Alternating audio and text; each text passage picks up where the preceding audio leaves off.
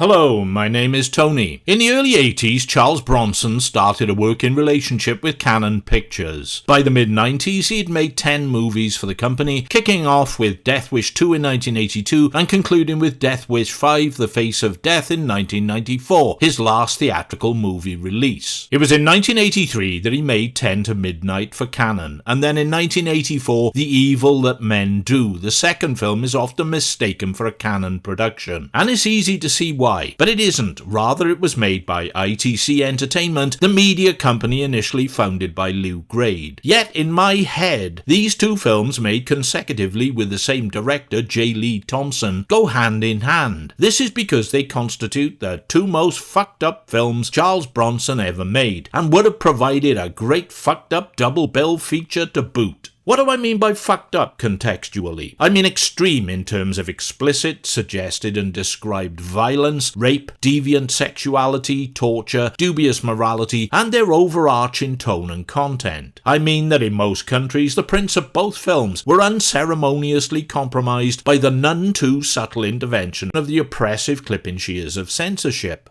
Earlier cinema, VHS and DVD releases of both films bear the startling jump-cut editorial hallmarks of thoughtless hacking. It's as though the censor employed someone with Parkinson's disease wearing a blindfold on a roller coaster simulation to have a go at them with a blunt hacksaw. I hadn't seen either of them for many years, when recently I managed to get my mitts on Blu-ray releases claiming to be the most complete prints available. And I just couldn't resist. Unsavoury, unpleasant, resolutely exploitative, and not exactly family-friendly. But that's enough about me. The films are not going to be to everyone's taste. They appear as somewhat refined and polished grindhouse output, with a cost-conscious, trashy aesthetic, clearly obvious beneath a glossy but slightly seasick MTV sheen of transparent cling film. And although I should probably, by someone's estimation, feel guilty for enjoying them on their own terms, I don't. So anyone expecting apologies is going to be waiting in expectation for a very long fucking time. So yeah, Charles Bronson's most fucked up films, kids. I could have made it 3. There's always 1989's Kinjite Forbidden Subjects. That one was the life-affirming tale of a pervert Japanese businessman who sexually molests a police detective's daughter on a bus, but who then must rely on the same detective, played by Bronson, when his own daughter is trafficked into sexual slavery. Maybe one day, but for now, 10 to Midnight and The Evil That Men Do are enough to work through. So let's go to it. In the twilight years of my market hall glory days, limping along as the 70s passed into history and the glitter-balled fist of the 80s punched me between the eyes, I continue to pick up on certain movies that pushed the boundaries in one way or another. Movies I could have fun with. Like these. 10 to Midnight is a crazy, sleazy mashup of slasher flick and police procedural. Charles Bronson is Leo Kessler, a Los Angeles cop with a killer to catch. Gene Davis is Warren Stacy, the killer Kessler wants to catch. Andrew Stevens is Paul McCann, Kessler's rookie partner. Lisa Eilbacher is Laurie Kessler, Kessler's student nurse daughter. Wilford Brimley is Kessler's captain, Clem Malone. And Jeffrey Lewis, Eastwood's ensemble chum, is Dave Dante, Warren's shyster lawyer. Warren isn't your normal hack-and-slash jockey. He's an office repairman who, when he isn't dicking around with typewriters and creeping out secretaries, or the other way round, cuts a figure as a young, fit, buff dude who's into karate and movies. Despite this, he is universally repellent to women due to his creepy demeanour, and as a result is automatically a recipient of womanly rejection. A dangerous, slimy, sexually deviant wacko with a vibe so obnoxious he couldn't get laid in a whorehouse full of deaf and blind hookers in narcotic-induced oblivion. This makes him mad, enraged, and all slaughtery. And when he goes on a stabathon, he does so stark naked, apart from a pair of latex gloves on his hands. So we get to see a lot of his bare ass. Betty Johnson, June Gilbert, is the latest strumpet to reject his advances, as we see in a repeated slow-mo flashback when she throws a cup of coffee in his clock after a subtle seduction technique of presumptuously unzipping her dress does not best please the lady. She works in the same office as Warren. He tracks Betty to a secluded lake where she's getting banged in the back of a van. He knifes her lover to death, chases her through the trees, and when she pleads for her life, fatally stabs her. Although crazy, Warren is crazy like a fox. He establishes an alibi thus. He goes to a movie theatre to watch Butch Cassidy and the Sundance Kid. There he makes unwanted advances and a general fucking nuisance of himself to two young ladies, so they'll remember him. Exiting through a window in the theatre restroom, he murders Betty and her fuck buddy, then returns before the end of the picture. Smart, yeah? Kessler and McCann are on the case. When the medical examiner advises that Betty wasn't raped, Kessler is not surprised. He voices his in-depth psychological analysis of the killer by way of explanation. His knife has got to be his penis. No wonder he doesn't get any action. The cost of vaginal reconstructive surgery alone would be seriously prohibitive. As fate would have it, Betty was a friend of Kessler's estranged daughter, Laurie. She and Kessler and McCann meet at Betty's funeral, where Warren is also present. Warren overhears Betty's dad telling Kessler that Betty always kept a diary. Worried that it might mention him in less than flattering terms, Warren breaks into Betty's apartment to retrieve it. He is disturbed by Betty's roommate, Karen Gina Tomasina, who he kills, only to find that Betty's diary is missing and Kessler has it. Kessler knows Warren is the guy, in the way that movie cops always know such things, having a gut instinct in the absence of any meaningful supporting evidence. He confronts Warren with an unfeasibly oversized wanking machine he found in his apartment. This attractive item resembles a car vacuum cleaner with a hollowed out rubber vibrator attached. It's for jacking off, isn't it? He accuses Warren. That may well be, Leo, but last time I looked, it wasn't a crime. Just as well, when you think about it. Don't think the penal system would cope. That's penal as in prison, okay? Unable to conclusively pin anything on Warren, when he starts making obscene phone calls in an inexplicable Speedy Gonzales accent to Kessler's daughter at the dorm she shares with 3 other girls. Call me Pedro. That means Peter. I got the biggest one you ever seen. Kessler acts. He snatches some of Betty's blood sample from the crime lab and puts it on Warren's clothing from the night of the murder. Warren knows there was no blood on his clothes because he was in fact naked, so flips out and goes medieval on a chair in the interrogation room. He's been framed for something he did, which technically is still illegal in all fairness. As the case comes to trial, McCann confronts Kessler with the truth, and Kessler admits to the judge that he planted evidence, and gets fired. Warren phones Kessler to taunt and threaten him. Big fucking mistake. Kessler takes a leaf out of the Dirty Harry playbook and begins stalking Warren, getting him sacked from his typewriter molesting job and generally poking the bear. In a frenzy, Warren goes after Laurie, stripping naked, busting into her dormitory, going apeshit, and butchering her 3 roommates, whilst Laurie hides. She gets the better of him with the red-hot curling tongs to the face and runs for it. The stark bollock naked Warren gives chase through the neon-lit streets with Kessler on his tail. Kessler saves his daughter as McCann and the police show up. He holds Warren at gunpoint. Warren starts to rant about how he's sick, will plead insanity, screaming that he'll be back, and that Kessler and the whole world will hear from him again. No, we won't, Kessler tells him. Guess what happens next?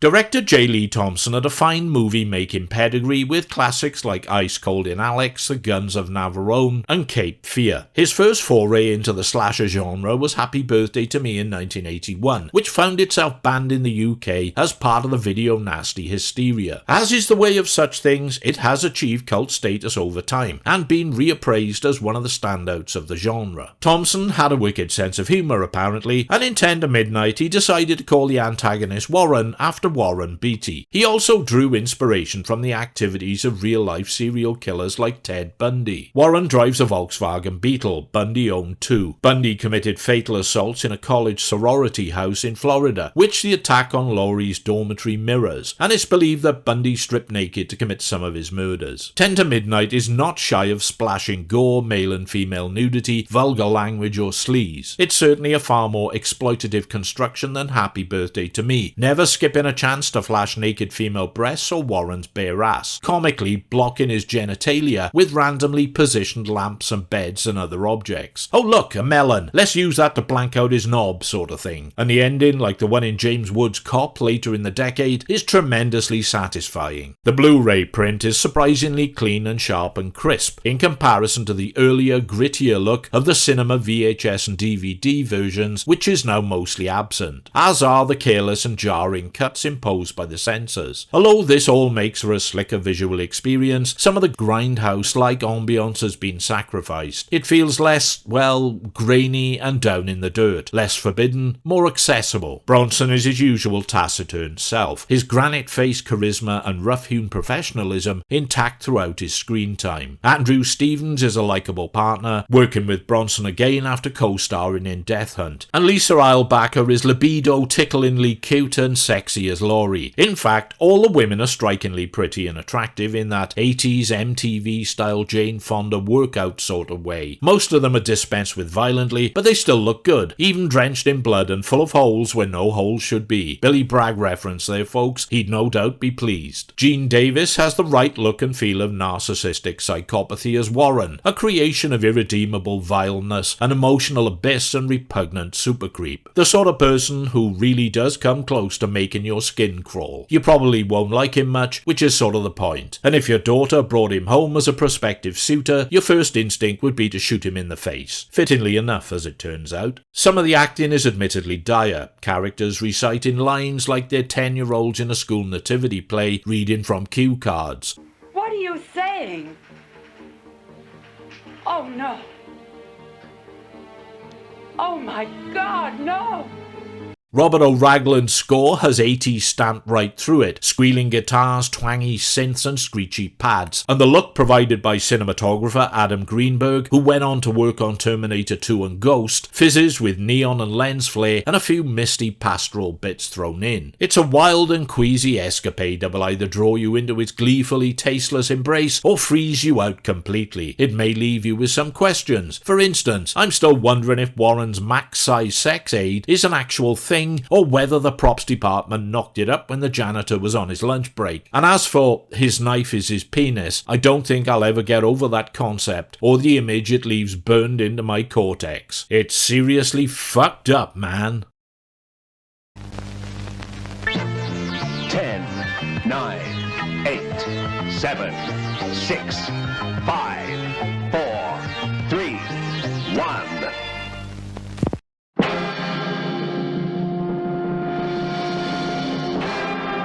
Intermission.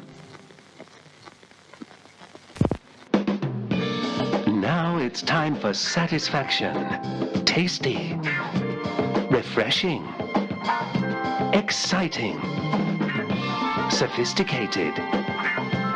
Beef burgers. Remember, once you're finished, flush, then clean the cinema toilet thoroughly. You'll need to get it right in there. Go on. Round the rim. And under the bowl. And don't forget to wipe underneath the seat. Brushes and gloves are available from the cinema foyer for a £10 deposit. Leave it clean. All I need is Comtrex to treat my cold symptoms.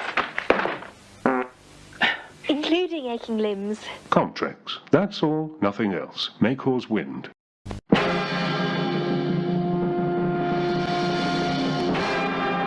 Intermission. Au revoir.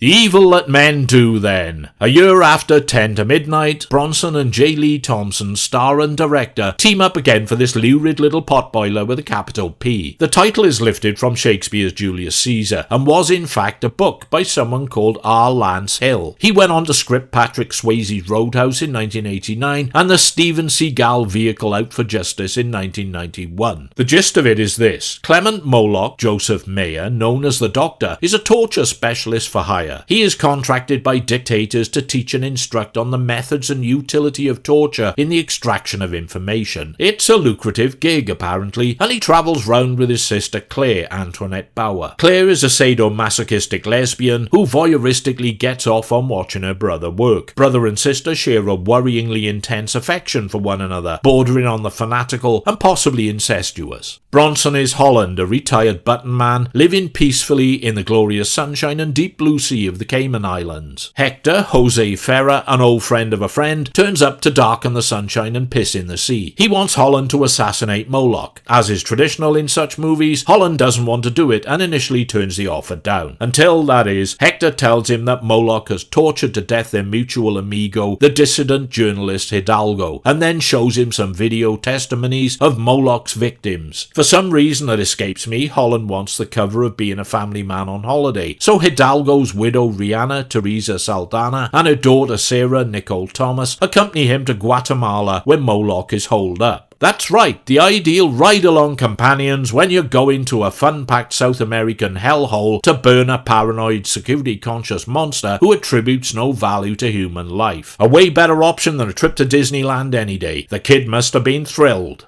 Moloch has a problem in that the Guatemalan government wants him to go play house elsewhere to avoid adverse political fallout. He's disinclined to comply, so he dispatches his imposing and depraved head of security, Whitley Raymond St. Jacques, to pressure the corrupt US ambassador to Guatemala, Briggs John Glover, to fix it so he can stay. Briggs has employed Moloch's services in the past and is ideal blackmail fodder, as well as being as bent as a red-hot Mars bar in Marianne Faithfull's fist. As Moloch's compound is too well secured to breach, Holland and Rihanna track Whitley to a bar full of the dregs of humanity. He prefers such degenerate dives as it befits his degenerate appetites. A greasy, hulking slab of ugliness molests Rihanna, and Holland grabs and crushes his balls and plants his shoe on his throat until oxygen deprivation sends him into coma world. This impresses both the other low-life scum present and Whitley. They didn't seem to like Mr. Ugly much. Holland invites Whitley back to their hotel room for a threesome with Rihanna, then promptly hurls a throwing knife into his throat. When Rihanna finds Holland stringing up the dead man by his feet in the shower stall as part of the cleanup, she is appalled and freaks out, causing Holland to suggest that she and her daughter should get the next flight home. Too fucking right they should. A lifelong friend of Hector's, wealthy Guatemalan resident Max, Rene Enrique, is providing Holland with information and weaponry and babysitting Sarah. Holland tells him to arrange tickets for mother and daughter, then dumps Whitley's corpse outside Moloch's compound, drawing attention by shooting out some lights and security cameras. Moloch is perplexed. From here on in, events escalate. Holland kidnaps Moloch's sister after kicking her bodyguard off the balcony of her apartment with a fire hose tied around his neck. Holland uses the pretext of a kidnap and ransom for cash operation, but Moloch suspects otherwise, figuring he is the actual target, and this is a ruse to draw him out, which it is. Rihanna has refused to go home with her daughter, who's still being looked after by Max, and accompanies Holland and his hostage into the arid and treacherous countryside to a remote farmstead. Moloch has captured and tortured Max, and you have to wonder at this point where Rihanna's daughter is then, and dispatches some goons in a car to Holland's hideout. In the ensuing chase and gunfight, Claire, who is tied up in the trunk, takes a bullet to the head. Nevertheless, Holland proceeds with arranging to meet Moloch at an abandoned opal mine, despite his sister now smoking a pipe and singing baritone with the choir eternal. Along the way, Ambassador Briggs, with CIA colleague Cannell, Roger Cudney, locate and confront Holland in the only bar of a shithole village near the mine. Holland takes them both out with a shotgun. The endgame takes place at the mine, which is conveniently populated by former disfigured or amputee victims of Moloch, trying to scratch a living looking for remaining gems. Moloch has an ace card to play though. Sarah, Rihanna's daughter, is his hostage. When he arrives with his chauffeur, who has a gun to Sarah's head, the scene is set for the final confrontation. How do you think it's gonna go?